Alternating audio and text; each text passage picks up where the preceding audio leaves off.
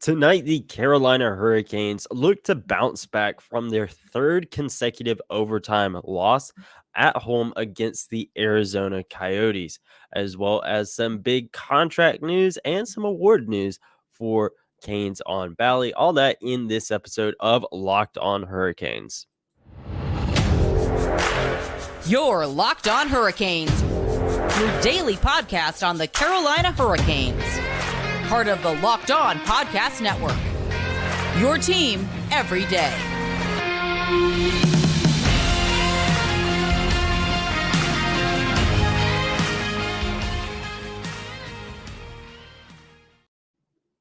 Hey there, Caniacs. I'm your host, Jared Ellis, and you're listening to Locked On Hurricanes on the Locked On Podcast Network, your team every day. And as always, thank you for making Locked On Hurricanes your first listen of this Wednesday afternoon. And don't forget to follow the show on Twitter and Instagram at LO_Hurricanes and myself on Twitter at Jared Ellis _96. And in today's episode, folks, we'll be previewing tonight's game against the Arizona Coyotes. But before we get into that, we do have some news that we need to talk about. As I was preparing the notes for today's episode, it did come out that the Carolina Hurricanes have signed Pyotr Kotchetkov to a 4-year contract extension with an average annual value of $2 million a season. I think this is a great move. I do. I've said many times over his short time here and with the Hurricanes and with the Wolves in Chicago that he could be the long-term guy for the Hurricanes, that they haven't been able to truly lock down for years and years now. And it feels like they may finally have a guy, and they got faith in him. And signing him to that 4-year extension, I think, is going to be big. In looking at it, I don't believe the press release specified whether or not it's a one-way or a two-way. I would imagine it's a two-way. It does not specify if it's a one-way or a two-way contract. I'm sure we'll find that out. Honestly, maybe later on tonight during the broadcast, but in the press releases, it is not specified. I think it may be two-way, but we'll just have to wait and see what happens. I'm fine with it either way. Honestly, considering Freddie and Auntie are both unrestricted free agents after this season, wouldn't surprise me if it's a one-way. And he's up in the NHL next season. But again, we'll know more on that as time goes on. But I love this move. It really solidifies the Hurricanes in between the pipes for the next few years, and to have some stability there, I think that's going to be really, really good. And he's shown a heck of a lot of prowess in his short time here. I'm very much enjoying it, and I think it's a great move. And obviously, the fan reaction online since it came out is obviously extremely positive. Everyone loves Pyotr, and everyone's super excited for him to be here for at least 4 more years. And I am too. I'm very excited. But not only did we get the news about Pyotr signing his extension, the Mid-South Emmy nominations came out, and the Hurricanes broadcast from Game 7 against the Boston Bruins is nominated for an Emmy. So big congratulations to the Bally Sports crew for that Emmy nomination. That is awesome. That isn't news that I expected. Either one of these is not news that I expected today. And it's great to see, folks, get recognition for their hard work. And we all know the Canes on Ballet Crew, they put in a heck of a lot of work and they work their butts off. And to see them get rewarded, with an Emmy nomination, that's great. You love to see it. Obviously, wishing them the best of luck and wishing Yoda the best of luck. We'll all be here, cheering them all on, whether it be on the ice or at the Emmys. So we love to see it, but at the end of the day, we got to get to tonight's game against the Arizona Coyotes. But before we get into that, I did just think of one thing. And, with Pyotr, I think with him signing that extension, I think it means one of the two guys will likely be gone.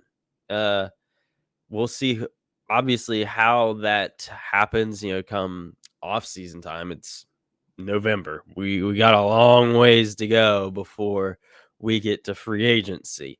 And you never know. Freddie may sign an extension. Ranta may sign an extension. Or you never know. Both of them could walk. And we bring someone else in entirely, to pair up with Piotr. But again, it's just something we're just gonna have to wait and see on that. That's a lot of speculation. And again, like I mentioned, we don't even know if it's a one way or a two-way deal. It hasn't been specified yet. But we'll know more about this stuff as time goes on. But it is time to preview tonight's game against the Arizona Coyotes, and we will do that right after this because this episode is brought to you by Athletic Greens. Athletic Greens is lifestyle friendly, whether you eat keto, paleo, vegan, dairy free, or gluten free. It contains less than 1 gram of sugar and no GMOs, no nasty chemicals, or artificial anything while still tasting good. And it supports better sleep quality and recovery and supports mental clarity and alertness. It's the one thing with the best things. Athletic Greens uses the best products based on the latest science with constant product iterations and third party testing. And the importance of a multivitamin is that tons of people are taking some sort of multivitamin, and it's important to choose one with high quality ingredients that your body will actually absorb. And Athletic Greens is just that. AG1 is a small micro habitat with big benefits. It's one thing that you can do every single day to take care of yourself. Your subscription comes with a year's supply of vitamin D, which is so important to add in with these winter months as we don't get much sunlight. And it costs you less than $3 a day. You're investing in your health, and it's cheaper than your cold brew habit. It's cheaper than getting all the different supplements for yourself because you are investing in all in one nutritional insurance. So, right now, it's time to reclaim your health and arm your immune system with convenient daily nutrition. It's just one scoop in a cup of water every day. That's it. No need for a million different pills and supplements to look out for your health.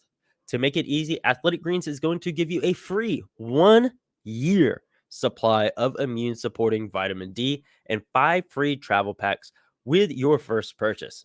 All you have to do is visit athleticgreens.com/NHL network. Again, that is athleticgreens.com/NHL network to take ownership over your health and pick up the ultimate daily nutritional insurance. Now, folks, it is time to dive into tonight's game against the Arizona Coyotes. And this is definitely a trap game for sure. I'm pretty confident in saying that. And the game against Winnipeg, that was a game that the Hurricanes should have won, I think. And, well, heading into it was a game the Hurricanes should have won. Whenever the game happened, it is a game they probably should have lost. And the fact that they're even able to come away with a point is a miracle. But they played like crap, aside from like the final 5 minutes. So I think that the Hurricanes going into this game, they're coming off 3 straight overtime losses. Colorado, Minnesota, and Winnipeg. They've got to bounce back. This is getting extremely frustrating. They're not playing the full 60, and you're having too many guys just sit back and let Andrei Svechkov, Marty Necas, Sebastian Aho, let these couple guys do all the work. You can't do that. We're not going to win games like that. And that's not even getting into the power play, which is still god awful, still ranked 30th in the NHL. Penalty kill is still in the toilet as well, but not as far down in the septic tank as the power play. But the Hurricanes, they really, really got to step it up. This is a game that they are supposed to win. And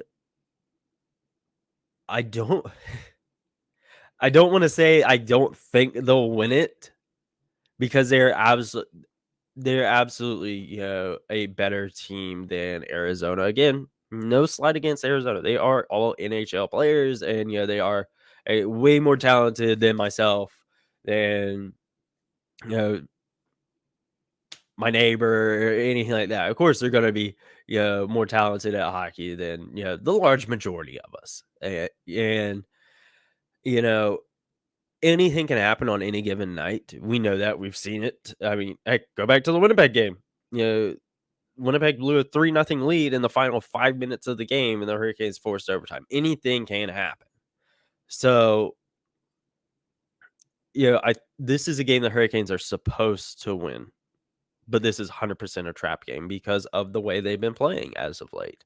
They have not been playing good. They do not look like the Hurricanes that we have come to know in recent years. They're not. And something is something's going on there. I know I've speculated some before, as far as to what it could be. I think it's I think it's a combination of things. I think part of it is mental. I think they're in their own heads with some of this stuff, and that's why they're struggling. And I think that part of it could be, a lot of new guys there. They're struggling to gel, and then guys in new roles and stuff like that. Maybe there's a lot going into this, and I think the Hurricanes are lucky to be in such a good position as they are. I mentioned it the other day. I think that's a testament to their 5-on-5 play of it, for the most part, being pretty darn good. But, going into this game tonight, the big things is play the full 60 minutes. And, don't uh don't let, just a handful of guys carry the load.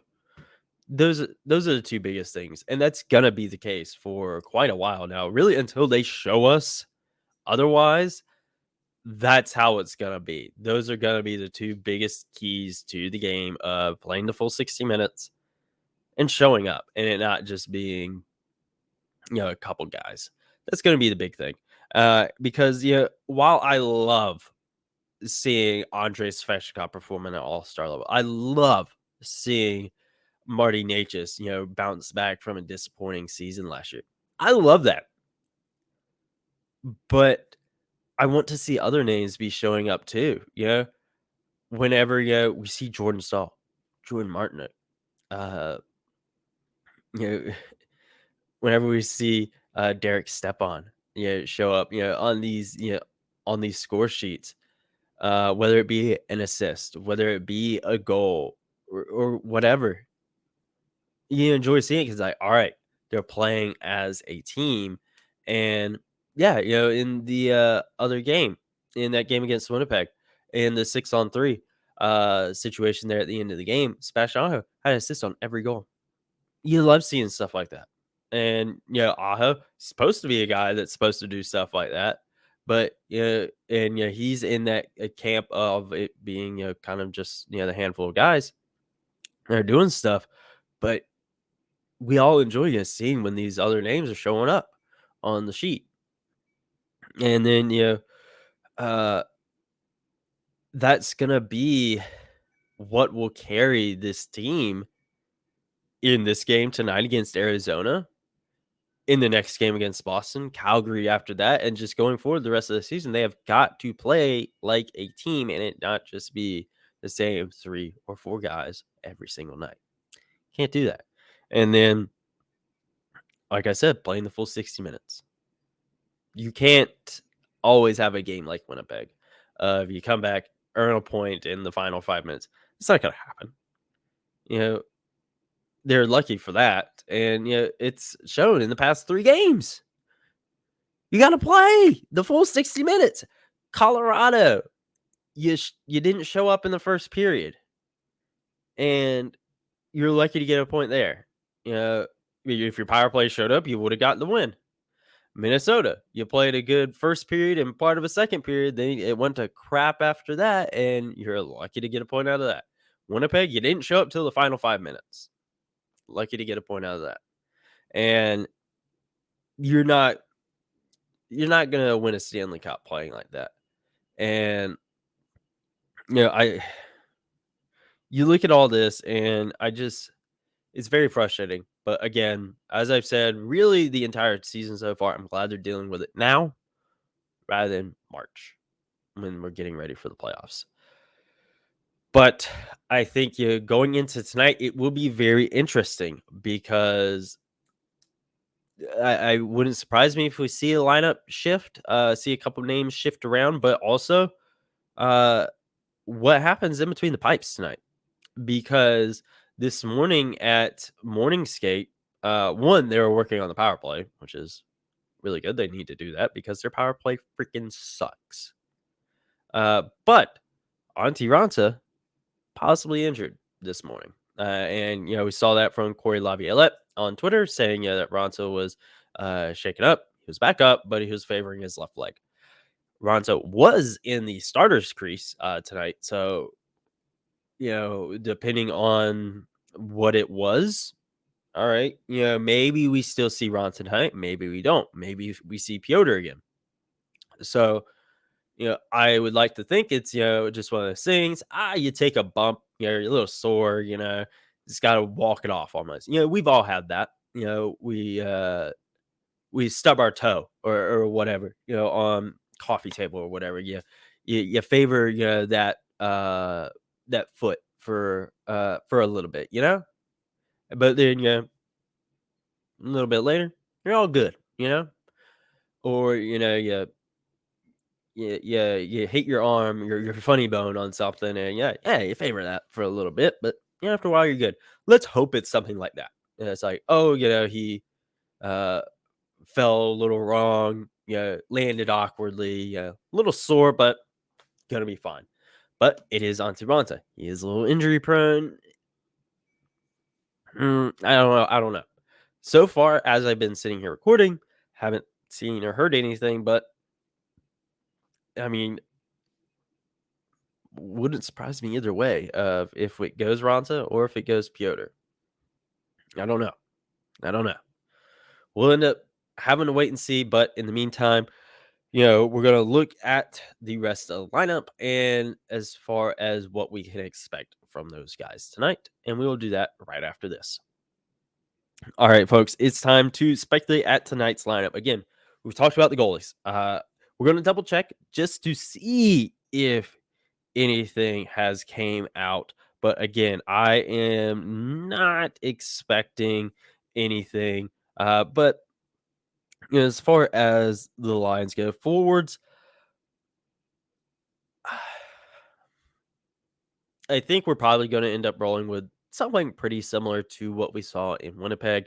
Uh, I think that you'll still have Nazin, Aho, Natchez on the top line, Svetch, KK, Jarvis on the second line. I think really the only thing you could possibly see there switching is maybe Svetch and Nazin swapping. I think Natchez and Aho, I think that's a duo that's doing really well right now, and you probably want to keep them together. And we all know about Svetch and Aho. That's going to be chemistry, no matter when you put them out on the ice. So, I think that's really the only thing that you could expect there. So far, no updates on Auntie Ranta from what I've seen, but third line is totally staying the same of Jordan Martinook, Jordan Stahl, and yes, for Foss. That's not going to change. That probably won't change for the remainder of the season, barring any sort of injury. I don't see that change. That's going to be your line like last season, Niederreiter, Stahl, and Fost, where it is pretty much the one thing that stayed intact all season long, aside from a couple defensive pairs. Really, the second defensive pair was the only one that never changed, except due to COVID and injury. So, that's going to stay the same. Fourth line, Jack Drury, Paul Stastny, Derek Stepan.